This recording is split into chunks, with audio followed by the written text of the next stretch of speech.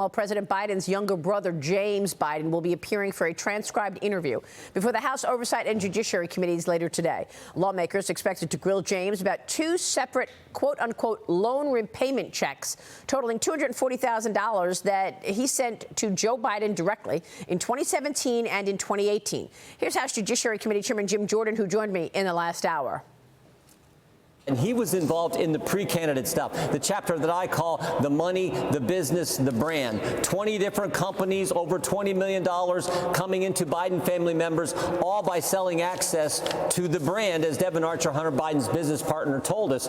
So I think we'll focus a lot on that aspect, because that's where Jim Biden was mostly involved with, whether it's this Chinese energy company, CEFC, or some other business deals he's involved with. Joining me right now is Missouri Congressman, the chairman of the House Ways and Means Committee, Chairman Jason Smith. Mr. Chairman, good to see you this morning. Thanks very much for being here. Great to be with you, Maria. What should we expect from the James Biden testimony?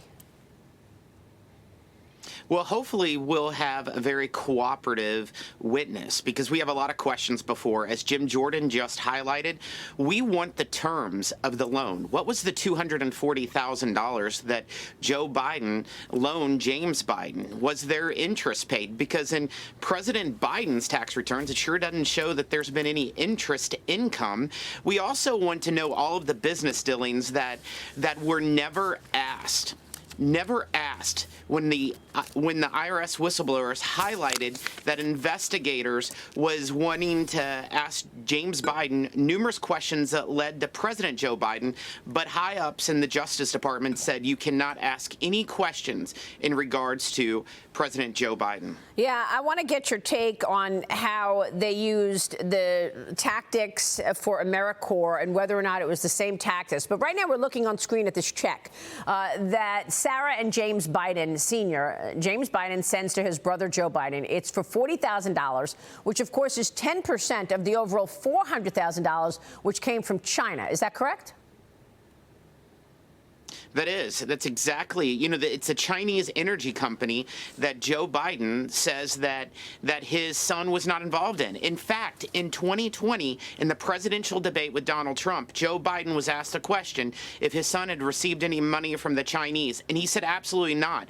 But what we know different, last week we had Tony Bobolinsky come in for one of these transcribed interviews, Maria, and he stated the date, the time, and the location in 2017, where he sat down with President Biden and explained exactly all the business activities with that Chinese energy company that James Biden was also a part of. And they were negotiating this, according to Tony Bobolinsky, while Joe Biden was still vice president before 2017. So I'm looking at this Politico article about how James Biden, and the title is Biden's brother used his name, Biden, to promote a hospital chain, then it collapsed. Jim Biden played a major role in a company called AmeriCorps, which the government has accused of massive Medicare fraud.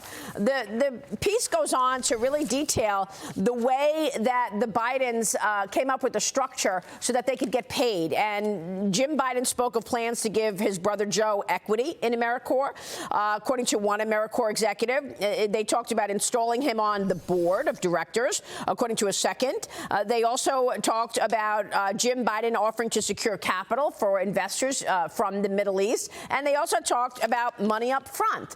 Is this the same structure that was used for CEFC? Because these are two completely different stories. One is a domestic situation, James Biden trying to get business from AmeriCorps. The other is the Communist Party of China's energy company and Biden family accepting money.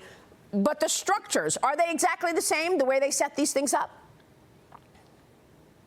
Maria, this is the pattern that the Biden family business dealings had. They set up numerous LLCs, joint ventures, and they transfer money from one entity to another.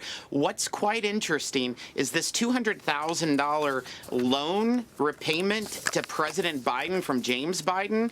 It happened to be the same amount of money that one of those accounts got that ultimately filtered to James Biden from AmeriCorps. It's just, you continue to follow the facts. You see that they continue to lead to what the IRS whistleblowers originally said, and that is President Joe Biden is the brand that the family has been selling for millions all over the world and domestically. Do you believe this influence peddling was going on while Joe Biden was vice president? Without a doubt. Without a doubt, Maria. We see so many instances where there were official activities in the vice president's office that were also tied up with Hunter Biden and James Biden's business associates. Wow. That's incredible. And I know that Tony Bobulinski testified to that. But let's talk about the news of the morning, because Hunter Biden's attorneys this morning are asking a California judge to dismiss all the tax charges against Hunter, claiming that indicted ex-FBI informant Alexander Smirnov has tainted the special counsel investigation, David Weiss's investigation. Hunter's attorney writes this: "It is more remarkable that beginning in July 2023, the special counsel's team would follow Mr. Smirnov down his rabbit hole of lies as long as it did."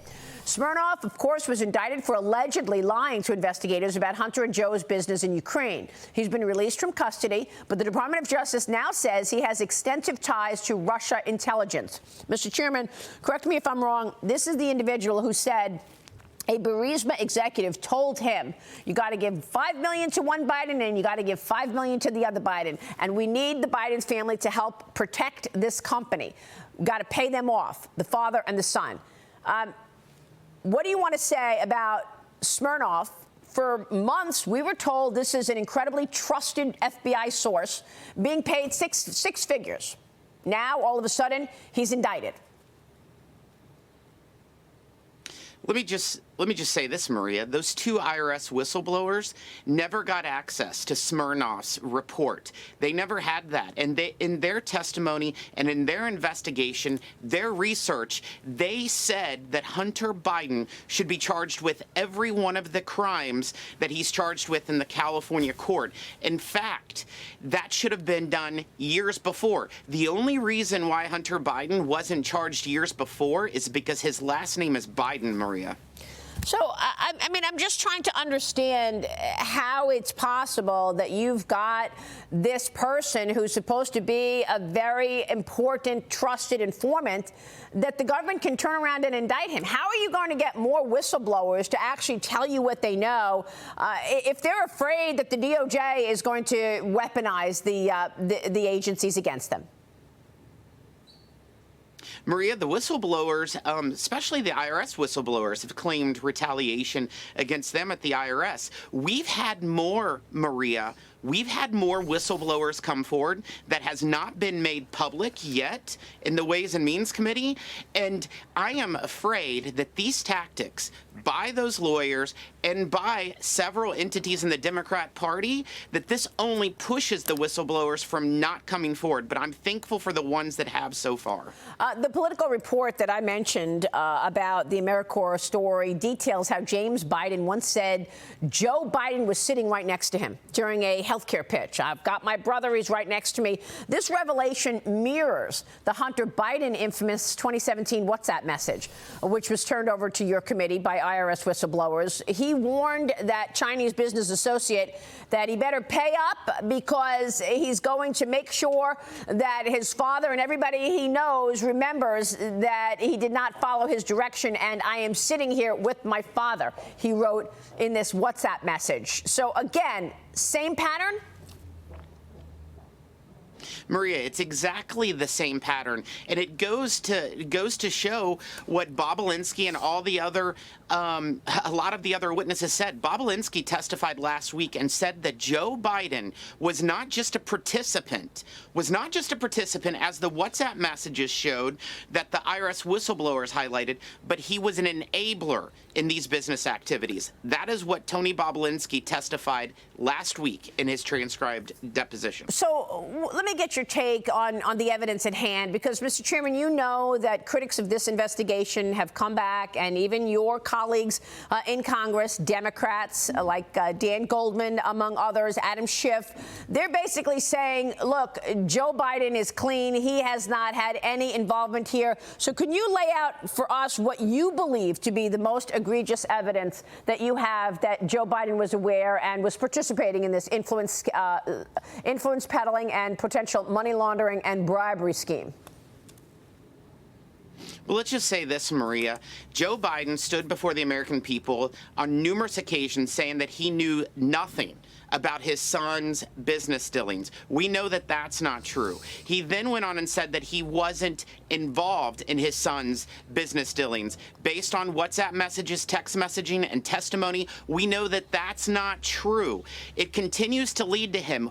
If Joe Biden knew that his family was selling his brand, his access to foreign entities in Russia, Russia, China, Ukraine, he could have stopped it, but he didn't because he knew it was financially benefiting his family. All right, we will leave it there. Mr. Chairman, we'll be watching your work. We so appreciate your time this morning. Thank you, sir. Thank you, Maria. Congressman Jason Smith. We'll be right back. Stay with us.